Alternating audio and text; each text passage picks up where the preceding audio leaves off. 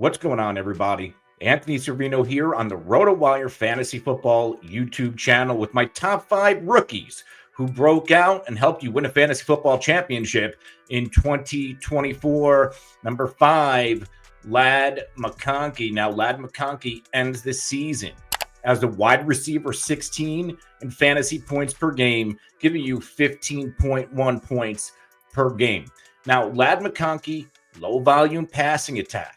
We also know that when it comes to opportunity, he didn't have a ton compared to other top wide receivers, only 23rd in targets with a 24.9% target share.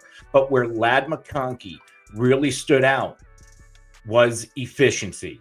He was 8th in yards per route run, 8th in yards per target, and 8th in yards per team pass attempt. He ends the year with 82 receptions, 1,149 yards, and 7 total touchdowns. Those 1,149 receiving yards was good for 9th amongst the wide receiver position.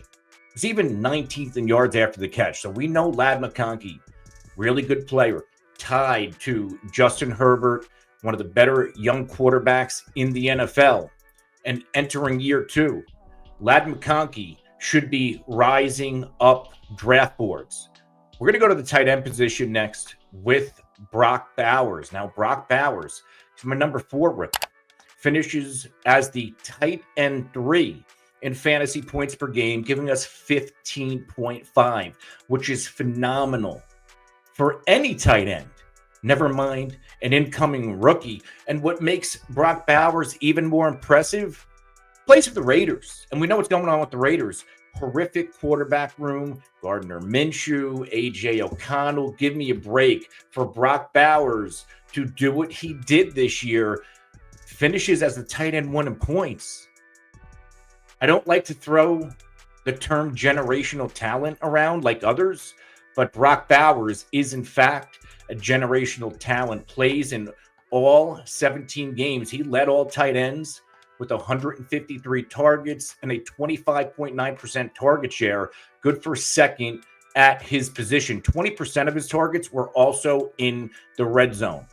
He's also versatile. Played the 2nd most slot snaps at his position and ran the most routes. When it comes to his production, number 1 in receptions with 112, number 1 in receiving yards with 1,194, number 1 in yak with 577 yards, only 5 touchdowns, good for 9th at his position. But we know Brock Bowers, he's outstanding.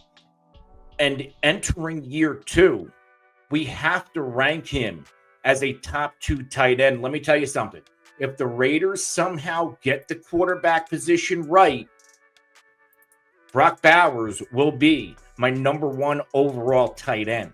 We're going to go back to a wide receiver from my number 3 rookie, and that's Brian Thomas Jr., another player in a horrific offensive situation, but Brian Thomas Jr., it did not matter. Ends the year with 16.7 fantasy points per game.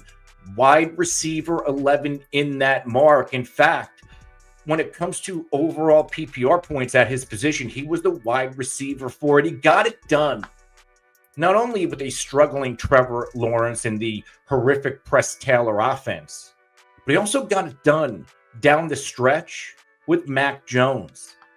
Brian Thomas showed us he is, in fact, quarterback proof, and you can make the case that Brian Thomas could be the best wide receiver that comes out of this rookie class.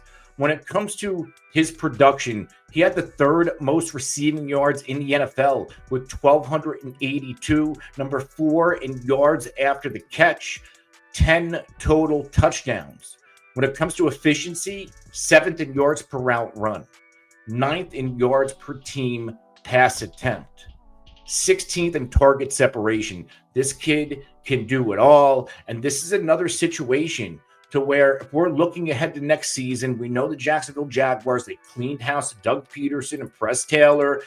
If we believe the Jacksonville Jaguars are going to do the right thing, and that is bring in an offensive-minded head coach, and they can get Trevor Lawrence cooking again, Who says that Brian Thomas isn't a first-round pick in fantasy football drafts? With Mac Jones, Brian Thomas ended the season with 3 out of the last 4 games north of 23.9 PPR points. In fact, 2 of those games with 28 and 32. Good for the wide receiver 3 and 4, respectively, in those games. That was with Mac Jones. If the Jags do it right this offseason, we could be looking at Brian Thomas going in the back of the first round. Remember, if you like content like this, hit the like button, hit the subscribe button, and the alert icon. So you could be notified anytime we go live to answer your questions, or when we drop content just like this. If you want to ask questions, ask them in the comment section below. We will get back to you as soon as we can. Let's go to my number 2 rookie. And that is another wideout, Malik Nabors, 18.2 fantasy points per game, finishes as the wide receiver 6 in that category, and the wide receiver 6 overall in points. There's a trend here. When we took with the last 3 players we just talked about, Bowers, Brian Thomas, Nabors, what's that trend? Bad offenses, bad quarterback play, but it didn't matter. They all got the job done. Now, focusing on Nabors, talk about a guy who was hyper-targeted, was number 2 amongst wide receivers in targets with 170, number 1 in target share, getting targeted 34.9%.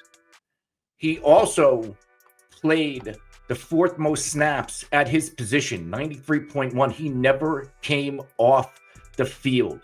He was literally the Giants' offense for a good chunk of this season, and he got it done, proved himself with the deep ball. 26 deep targets, good for 5th at his position, but his overall productivity, 3rd in reception, 7th in receiving yards with 1,204, and 7 touchdowns. If he can get those touchdown numbers up next year, Malik Nabors, we just talked about Brian Thomas Jr. possibly going the back of the first round. There's a case to be made that Malik Nabors could be one of the top receivers off the board as a mid-first round pick. He's already shown us he can get the job done with a bad quarterback. All the Giants need to do is go find a competent quarterback. Competent. There are some guys out there, and we know Daboll's a good coach, and he's going to continue to hyper-focus on Malik Nabors. Pay attention this offseason, because if the Giants get the quarterback position, they don't even have to get it right. Get it competent. Malik Nabors, his upside, his ceiling next year could be the overall wide receiver 1. We're going to end this with the number 1 overall rookie in my mind, and that's Jayden Daniels. Jayden Daniels. Quarterback 5 in points per game. He gave us 21.5 points per game as a rookie. Good as a QB, 5 overall in points. Ultra durable. Plays in 17 games. He throws for 3,568 yards. Middle of the pack in that category. He was 13th in red zone attempts. So he led this Washington offense in the money zone as a rookie. This isn't an offense, star-studded with weapons. His best wide receiver, Terry McLaurin, an aging Austin Eckler, an aging Zach Ertz, and Brian Robinson. This offense lived and died with Jayden Daniels, and all this rookie did was get the job done. What Jayden Daniels does best is move with the ball in his hands, use his legs, and that's a good thing for fantasy. It raises his floor as your fantasy quarterback. He had the 2nd most carries amongst quarterbacks, the 2nd most red zone carries, the 2nd most rushing yards, and the 3rd most touchdowns. If Washington goes out and brings in another weapon, we could be looking at Jayden Daniels as the overall quarterback 1 when it's all said and done at this time next year.